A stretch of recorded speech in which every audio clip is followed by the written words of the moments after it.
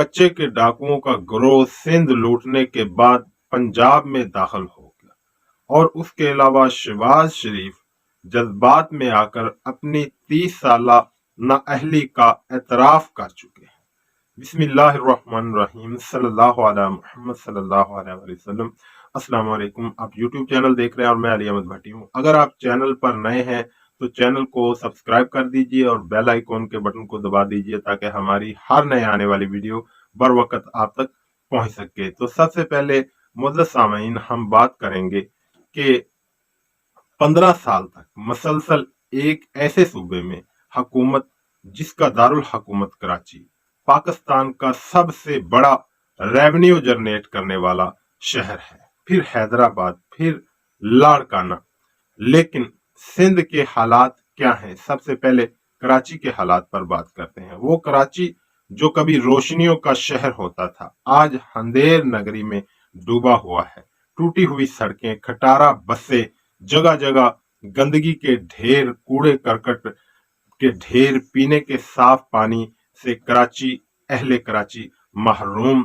और उसके अलावा जब अगर बारिश आ जाए तो पानी के इखराज का मसला, लोगों के सेन, गलियां, घर, कॉलोनियां, इवन घरों तक हफ्तों पानी में डूबे रहते हैं। बच्चे, बड़े, बूढ़े, औरतें वबाई इमराज का शिकार हो जाते हैं। ये तो है इन शहरों का हाल। फिर इसके अलावा डाके, चोरियां, यहाँ तक कि एक मोबाइल फोन ना देने पर कत्ल तक हो रहे हैं। ये शहरों का हाल है। और फिर अब एक बार फिर भत्ता और पर्ची उरूज पर है। अंदरूने सिंध के हालात इससे भी ज्यादा अबतर है। स्कूलों में गधे बंधे हुए हैं और स्कूल मवेशी फार्म में तब्दील है। जबकि हम थोड़ा और आगे थर में चले जाएं तो वहां ये सूरत हाल है कि पीने का पानी तक दस्तयाब नहीं है। जहां तक कुछ एनजीओज और पाकिस्तान की जो फलाही तंजीमें हैं उन्होंने कुछ जगह पानी के कुएं वगैरह खुदवाए हैं, वाटर पंप वगैरह लगवाए हैं। लेकिन 15 साल से मुसलसल गवर्नमेंट करने वाली हुकूमत, हालांकि 15 साल एक ऐसी मुद्दत है कि अगर तसलसल के साथ एक गवर्नमेंट अगर एक पार्टी की रहती है तो वो उसे अगर नीयत के साथ काम करे तो तब्दील कर सकती है और ऐसा बना सकती है कि उस सूबे में किसी किस्म की भी कोई गुर्बत या उसके अलावा कोई भी तरक्याती काम करने की जरूरत ना रहे। लेकिन यहाँ सूरत हाल जो है वो आपके सामने है। और उसके अलावा जो सिंध में सैलाब ने तबाहकारियां फैलाई वो भी इनकी नाअहली की वजह से। सबसे बड़ी वजह इनकी नाअहली थी, क्योंकि अगर आबी माहिरीन कहते हैं कि ये फौरी तौर पर सैलाब पर तवज्जो देते और फौरी तौर पर बंद वगैरह बना लेते जिस पर कोई 10-12 अरब रुपया खर्च आना था, तो यूं मुल्क का जो है ना, सूबे का वो अरबों रुपए का नुकसान ना होता, लोगों की फसलें ना डूबती और लोगों के यहाँ तक के जो फार्म थे, मुर्गी फार्म थे, वो तक जो है ना सैलाब की नजर हो गए। और इस वक्त सूरत हाल ये है कि इन दिनों में सिंध का प्याज पूरे पाकिस्तान में इस्तेमाल होता था, जो आज हमें अरबों डॉलर का इंडिया का प्याज बरास्ता दुबई लाना पड़ रहा है। ये इनकी कारकर्दगी है। और अब थर की सूरत हाल पर बात करते हैं तो वहां जो सूरत हाल है, बच्चे भूख से मर रहे हैं। और उसके अलावा वहां भी चौंके सैलाब आया था, बेघर हैं, उनको छतें नहीं मिल रही। लेकिन ये सिंध के डाकू 15 साल मसलसल सिंध को लूटने के बाद अब पंजाब में दाखिल हो चुके हैं पंजाब को फतह करने के लिए। जबकि अपने सूबे का जो इन्होंने हाल कर दिया है वो आपके सामने है। और अब ये चाहते हैं कि हम पंजाब पर भी कब्जा करके पंजाब के जो वसाइल हैं उनको भी लूट कर अपने बैंकों में और अपने खजानों में इजाफा कर लें, क्योंकि कोई जगह पाकिस्तान की लूटने से रह ना जाए।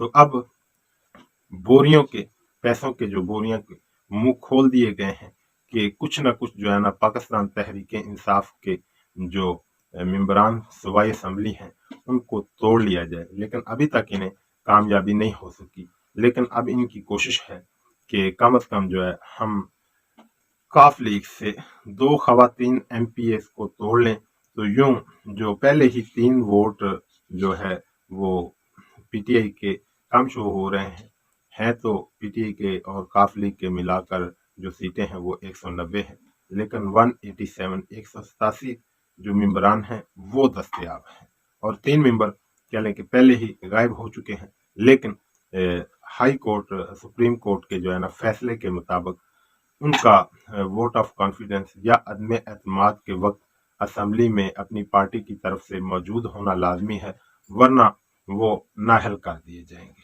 اور اب ان کی کوشش ہے کہ 2-3 خواتین کے ووٹ توڑ لیے جائیں اور انہیں اتنے پیسے دے دیے جائیں کہ وہ جتنے مانگے، یعنی کہ منہ مانگے دام، تو آئندہ بھلے انہیں پارٹی کی طرف سے ٹکٹ ملے یا نہ ملے، یہاں تک کہ انہیں آئندہ الیکشن لڑنے کی بھی نوبت نہ آئے، یعنی کہ ہم اربوں روپیہ دینے کے لیے تیار ہیں۔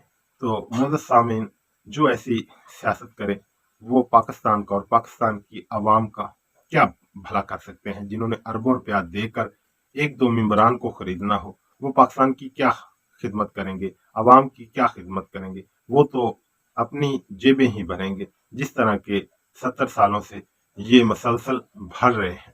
اور اب آتے ہیں جناب شو باز، ڈرامہ باز، اس کی جذباتی تقریر کی طرف۔ ہمیشہ کی طرح جس طرح وہ پہلے اس نے ایک بار کہا کہ جی میں کپڑے بیچ کر قوم کو آٹا دوں گا، خیر کپڑے تو نہ بکے، اس کے کپڑے تو نہ بکے اور نہ ہی قوم کو آٹا ملا، لیکن قوم کے کپڑے جو ہے نا ضرور بک گئے۔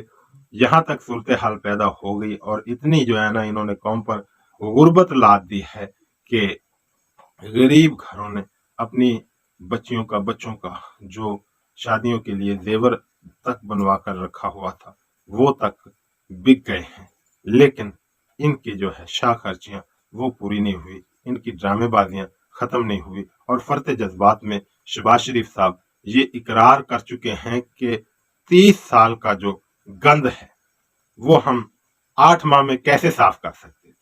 تو معزز سامعین، 30 سال کس کی گورنمنٹ رہی ہے پاکستان میں؟ یہ 3.5 سال عمران خان کے نکال لیں اور 9 سال مشرف صاحب کے نکال لیں تو پیچھے 9 اور 3 12.5 13 سال کر لیں تو باقی جو ہے 17 سال وہ کن کی گورنمنٹ بن رہی ہے؟ وہ پیپلز پارٹی اور نون لیگ، پیپلز پارٹی اور نون لیگ ہی پاکستان میں گورنمنٹ بناتی رہی۔ تو یہ گند کن کا ڈالا ہوا ہے؟